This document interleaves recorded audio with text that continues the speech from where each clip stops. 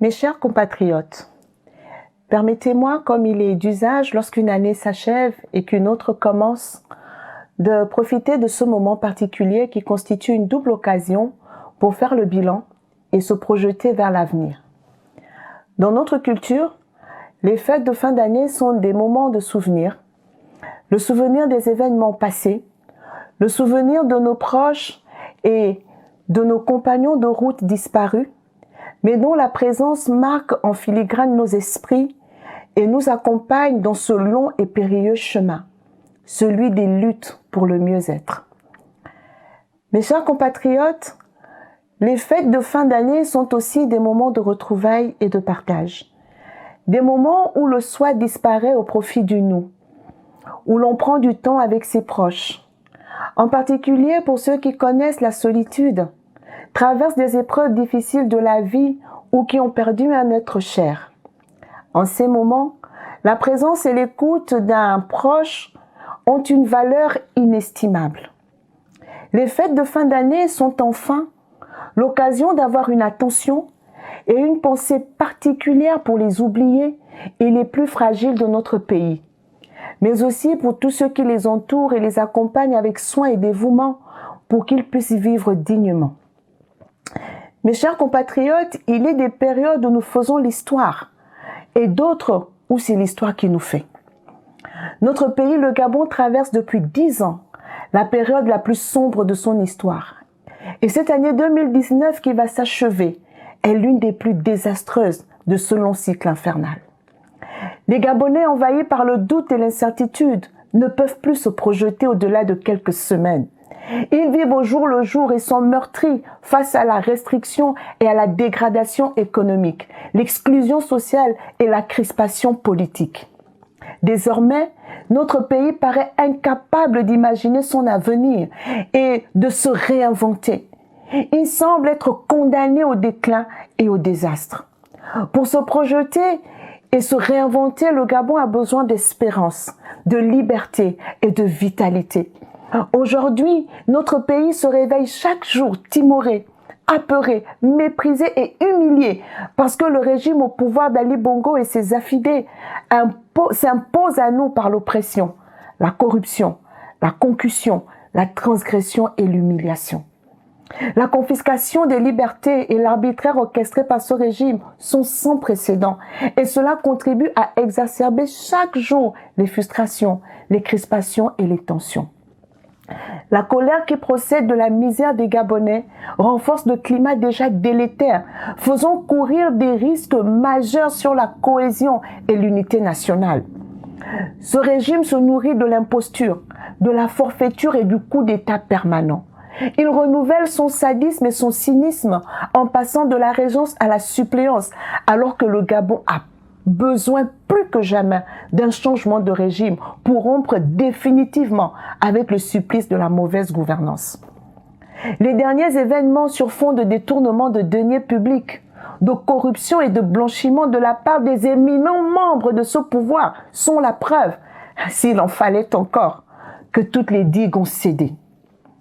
Mes chers compatriotes, comment peut-on comprendre qu'au moment où le Gabon contracte des dettes à des taux particulièrement élevés sur les marchés financiers, du fait des risques qu'il présente auprès des bailleurs de fonds, conséquence de la gouvernance hasardeuse du régime au pouvoir, des apprentis sorciers pillent notre pays et condamnent les Gabonais à la pauvreté, à la précarité et à la vulnérabilité. Ce régime a clairement échoué. Comment peut-on imaginer qu'avec près de 30 000 milliards de francs CFA de budget cumulé au cours des 10 dernières années, ce régime n'ait pas été capable d'assurer le développement de notre pays? Il a lamentablement échoué. Comment peut-on concevoir qu'avec les sommes colossales englouties dans le réseau routier, ce régime n'ait pas été en mesure de nous éviter le scandale indescriptible auquel nous assistons sur le tronçon de 100 km seulement sur la route nationale qui relie Libreville, la capitale du Gabon, à la ville de Kango? Il a assurément échoué. Comment peut-on expliquer les insuffisances de notre système éducatif avec des effectifs allant jusqu'à 200 élèves par classe dans les établissements secondaires publics? Les années 2017, 2018 et 2019 qui se chevauchent dans l'enseignement supérieur au point que nous ne savons plus dans quelle année académique nous sommes. Comment traduire qu'en 10 ans, ce régime ait épuisé 5 premiers ministres, près de 300 ministres, et le comble des combles, ce sont 7 remaniements ministériels en moins d'1 an.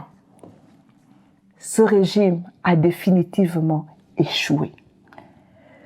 Concernant le secteur minier, Ali Bongo s'était engagé sur plusieurs opportunités, notamment le projet Maboumine, l'exploitation du gisement de Milingui, le gîte de Mikebe, le gîte de Baritine, de Doukeki et bien d'autres, par la mise en place de 900 sites miniers potentiels afin d'impulser une croissance de 6% dans ce secteur minier et réduire le chômage. Dans les domaines des hydrocarbures et de la pétrochimie, Ali Bongo s'était engagé sur l'aménagement d'une zone économique à régime privilégié à l'île Mandji, en mettant ainsi en place une zone industrielle, un village numérique, des zones résidentielles. Dans le même secteur, Ali Bongo avait promis la construction d'une raffinerie de pétrole à l'instar de la Sogara, dans le but d'augmenter la capacité de production à 60 000 barils par jour et d'augmenter la production dédiée à l'exportation. Aujourd'hui, il n'en est rien. Des investisseurs nationaux et notamment la Banque mondiale, l'Agence française de développement, les fonds souverains et d'autres partenaires financiers n'ont rien vu de tangible et de crédible. Sur le plan de l'énergie et de l'eau, Ali Bongo en 10 ans n'a pas réalisé la construction des barrages de Lokano, de Boué, la phase 2 du barrage de Grand Poubara, la construction d'un réseau national d'électricité interconnecté.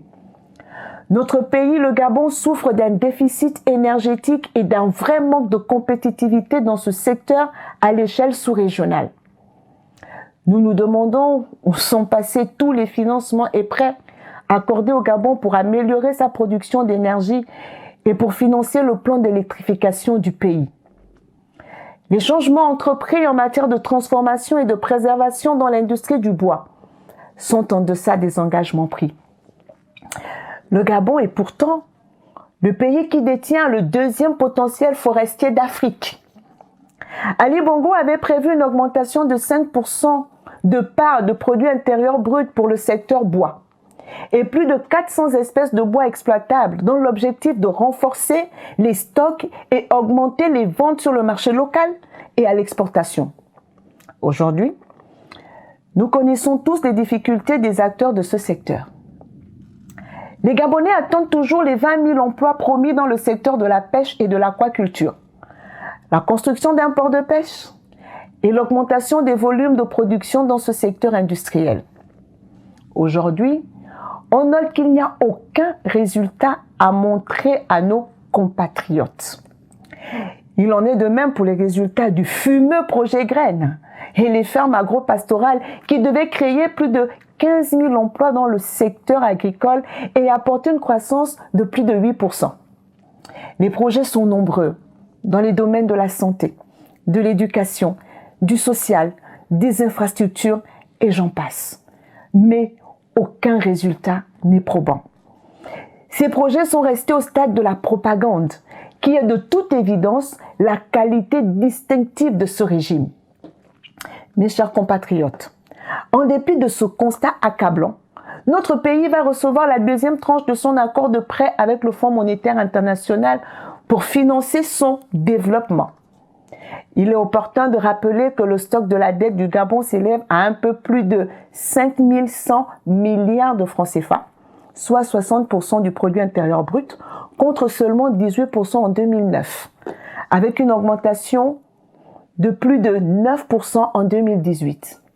La dette intérieure, quant à elle, tourne autour de 1 500 milliards, avec une progression de plus de 4% en 2018, ce qui favorise évidemment la faillite de nos PME, la déliquescence des services publics avec la perte de leur crédibilité auprès de leurs fournisseurs, l'augmentation du chômage et l'effondrement de la demande intérieure. Continuer de prêter à ce régime, c'est comme creuser un puits sans fond. Où est passé l'argent de tous les autres prêts qui lui ont été consentis depuis 2009, puisqu'aucun investissement n'a été réalisé et que le pays est en lambeaux? Le constat aujourd'hui est que notre pays, le Gabon, présente des risques importants d'instabilité. Dans ce contexte, le remboursement des prêts et la pérennité des différents investissements ne sont pas garantis. Aujourd'hui, seul un changement de régime, en accord avec le respect de la souveraineté du peuple gabonais, peut garantir la stabilité et pérenniser les investissements. Le bilan de ce régime montre à suffisance qu'il ne peut ni incarner, ni réaliser les changements exigés par le peuple et l'ensemble de nos partenaires. Après tous ces échecs, cette insupportable imposture doit résolument cesser. Ce régime illégitime est au pouvoir depuis 10 ans et il a arraché à la vie beaucoup de nos concitoyens. Il a aussi tué le droit de rêver et d'espérer chez ceux qui sont encore en vie. Il a rabaissé les standards et les règles dans notre pays. Il a transgressé et anéanti les mœurs, les codes et la morale. Il a érigé la médiocrité, la vacuité, la futilité, la cupidité, l'immoralité et l'arrogance en système de valeurs. Il a détruit nos acquis et entravé notre avenir. Cela est inacceptable. Nous avons donc l'obligation de défendre notre bien commun. Le bien commun que nous avons à défendre, c'est la sécurité et la prospérité de notre peuple. Mais c'est aussi la protection de notre culture, de notre territoire, de nos lois, de nos traditions, de nos richesses et de notre identité. Notre citoyenneté ne peut se limiter au droit de vote. Lorsqu'on se montre indifférent au destin de son pays, on ne mérite pas le privilège d'en être citoyen.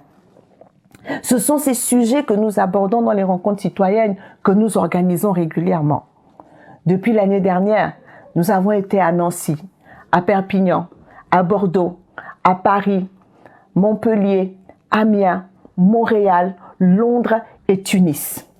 Sans oublier notre participation au Forum Russie-Afrique à Sochi, où nous avons rappelé à nos partenaires qu'il est temps que tout partenariat avec l'Afrique repose sur le respect de la dignité et de la souveraineté des peuples. Je veux ici saluer tous ceux et toutes celles qui se sont rendus fidèles à ces rencontres citoyennes et remercier l'équipe qui les organise de façon bénévole, parce que convaincus que c'est par l'éducation et la sensibilisation que nous allons motiver nos compatriotes à s'impliquer dans la libération et la construction de notre pays. La dictature est une marque, je vous le dis souvent. Elle a des codes, des modes de pensée, des modes d'action, des principes, des égéries. On ne combat pas une marque en la dénonçant simplement. Pour vaincre une marque, il faut lui opposer une autre marque bien meilleure, dans laquelle les populations retrouveront leurs aspirations les plus profondes. Il faut donc être fondamentalement différent. Au mensonge, à la calomnie, à la diffamation, il faut opposer la vérité. À la tromperie, au vol, à l'arbitraire, il faut opposer la droiture et l'équité. À la violence, il faut opposer la non-violence sous toutes ses formes, physiques et verbales. À la primauté de l'intérêt personnel, substituer la poursuite du bien commun. À la haine, substituer l'amour. En résumé, il nous faut surpasser le mal par le bien. Nous avons le devoir de libérer notre pays. Cette tâche nous incombe aujourd'hui, afin que demain, nos enfants poursuivent l'œuvre de notre construction du nouveau Gabon, avec l'état de droit et la démocratie comme socle de son développement et de son rayonnement dans le monde. Mes chers compatriotes, quand on considère les dernières nominations à la présidence de la République gabonaise, il est évident qu'une énième forfaiture est en préparation. Nous mettons en garde les concepteurs et les acteurs de celle-ci, car elle constituerait l'acte ultime contre le peuple gabonais. Le Gabon est une république et non une monarchie à laquelle père et fils se succèdent par des élections frauduleuses. Les successions dynastiques au pouvoir doivent donc s'arrêter pour faire place à la démocratie et à la souveraineté du peuple. La situation du Gabon, déjà précaire, s'est empirée depuis l'accident vasculaire cérébral de M. Ali Bongo. Depuis, son entourage affirme qu'il va mieux et même qu'il a recouvré toutes ses capacités physiques et intellectuelles. Si Ali Bongo est donc en pleine possession de ses capacités physiques et intellectuelles, comment expliquer que la tournée républicaine de son ancien directeur de cabinet et messager intime, organisée durant des mois et relayée par la presse et les réseaux sociaux, ait échappé à son contrôle, comme le suppose son ministre des Affaires étrangères, et que lui-même ait participé au meeting de clôture de cette fameuse tournée? Comment justifier qu'il ait besoin d'être assisté dans toutes ces activités, au point de créer, pour les besoins de l'ignoble cause, un poste de coordinateur général des affaires présidentielles, alors que la Constitution prévoit la nomination d'un vice-président et d'un premier ministre, chef du gouvernement, pour assister le président de la République dans l'exercice de ses fonctions? Si Ali Bongo est en pleine possession de ses capacités physiques et intellectuelles, comment expliquer que sa signature ne soit pas conforme à l'évolution de son état de santé? Mieux, elle était meilleure 3 mois après son accident vasculaire cérébral et elle est hésitante plus d'1 an après. La seule réponse à ces incohérences, c'est de déclarer la vacance du pouvoir. Mes chers compatriotes, le monde change autour de nous. Partout, les peuples se lèvent, réclament le respect de leur souveraineté, et cette aspiration doit être entendue par tous. Sans la vaillance des peuples égyptiens, tunisiens, sud-africains, burkinabés, soudanais, pour ne citer que ceux-là, les présidents Moubarak, Ben Ali, Blaise Compaoré, Omar el-Béchir n'auraient pas quitté le pouvoir. Ce qui est vrai pour les Tunisiens, les Égyptiens, les Burkinabés, les Soudanais, l'est autant pour les Gabonais. C'est son incessible dignité et son inaliénable besoin de liberté qui devrait susciter au peuple gabonais les actes les plus nobles, les sacrifices les plus grands et les plus beaux traits de courage. La liberté, c'est le privilège de tout homme, de toute femme, le droit naturel de toute société et de tout peuple. Le 21 décembre dernier, nous avons entendu la déclaration qui annonçait le passage du franc CFA de l'UEMOA à l'ECO. Cette démarche, qui semble être une opération de communication, ne répond nullement au projet de monnaie commune préfiguré au sein de la CEDEAO. Cette annonce a au moins le mérite de montrer qu'ils ont entendu le rejet du franc CFA par les populations africaines et notamment par la jeunesse. Mais derrière la question du franc CFA, nous savons tous qu'il s'agit en réalité d'un problème de souveraineté des peuples et des États concernés. Mes chers compatriotes, nous nous battons depuis le début pour la démocratie et des compatriotes qui ont laissé leur vie. Nous n'avons pas le droit d'abandonner, ni pour leur vie arrachée prématurément, ni pour notre liberté, notre développement, encore moins pour nos enfants. Des compatriotes au Gabon, mais aussi dans la diaspora, continuent de travailler d'arrache-pied pour reprendre notre pays en main. Je profite d'ailleurs de cette occasion pour rendre hommage à ces Gabonais et Gabonaises de la diaspora qui se battent pour la liberté et qui ont perdu leurs proches au Gabon et qui malheureusement n'ont pas pu s'y rendre. Je suis moi-même passée par là. Votre douleur est la mienne. Et nous ne devons pas accepter cela comme un état de fait.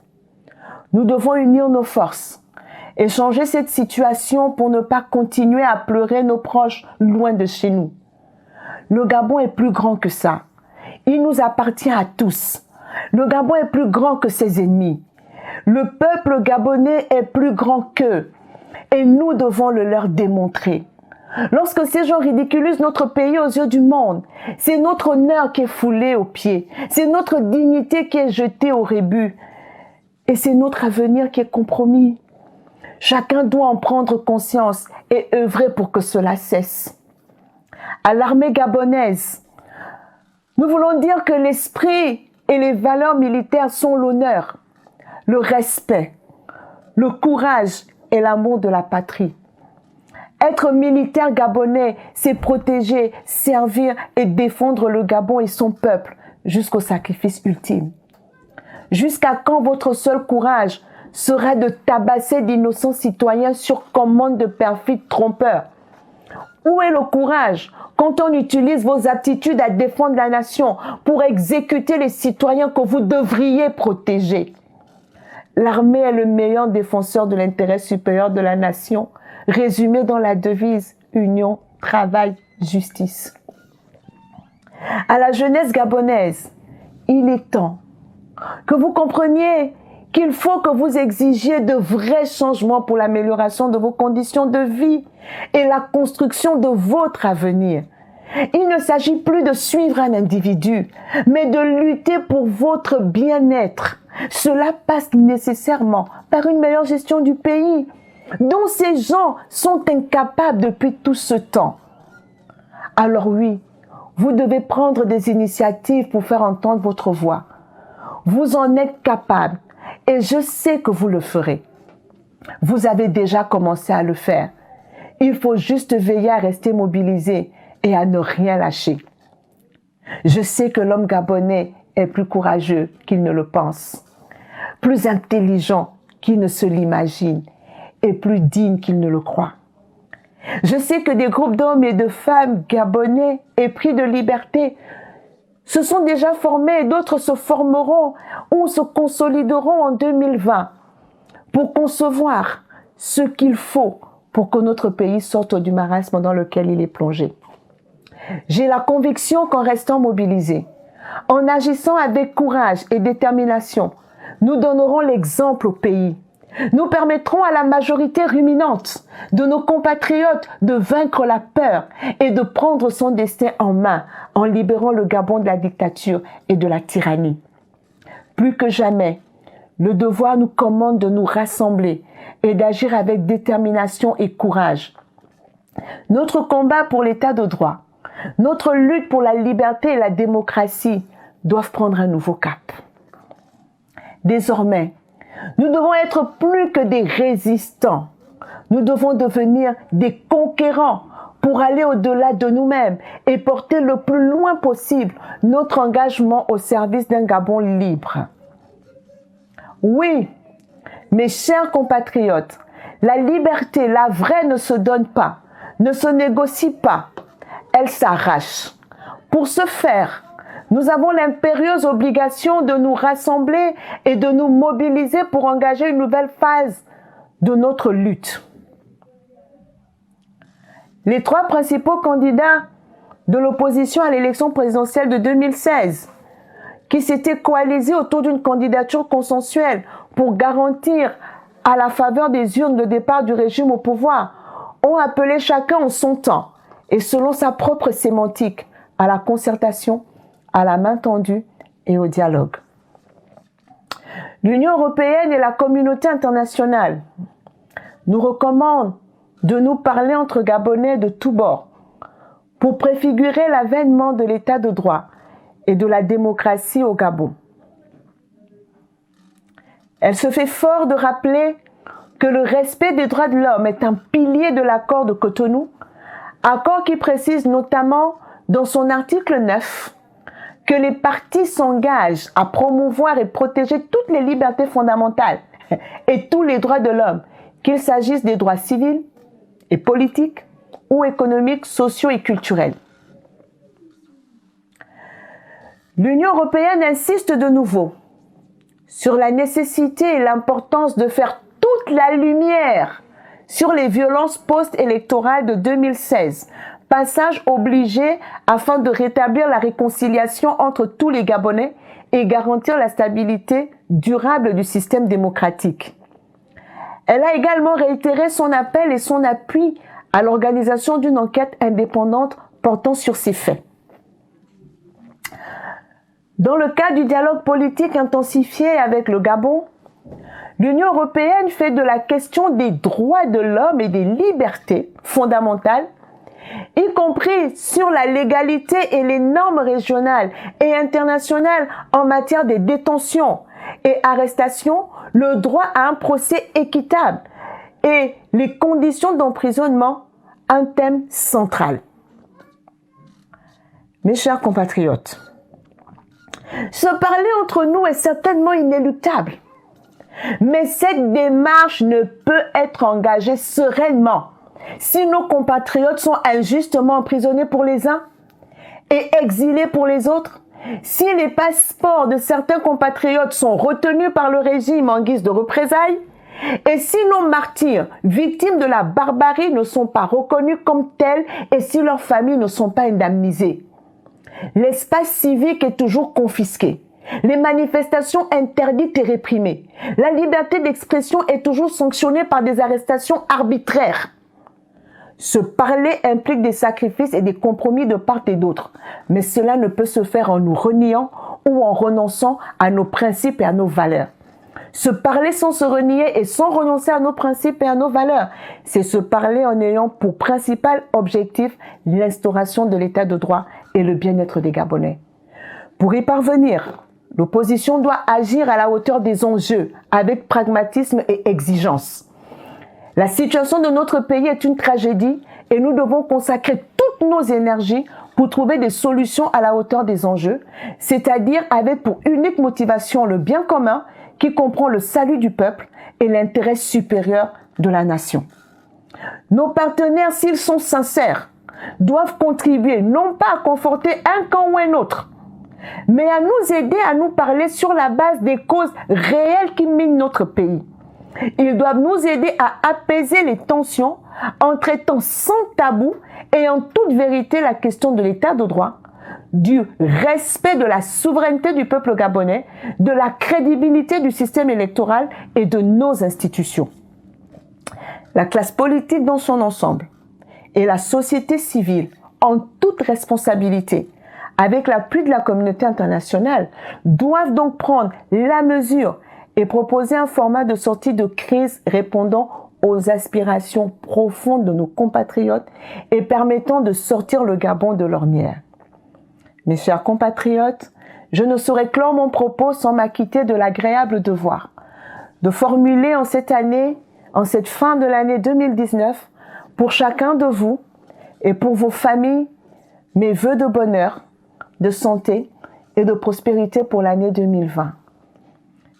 L'année 2020 doit être celle de l'espoir, car il faut toujours en garder.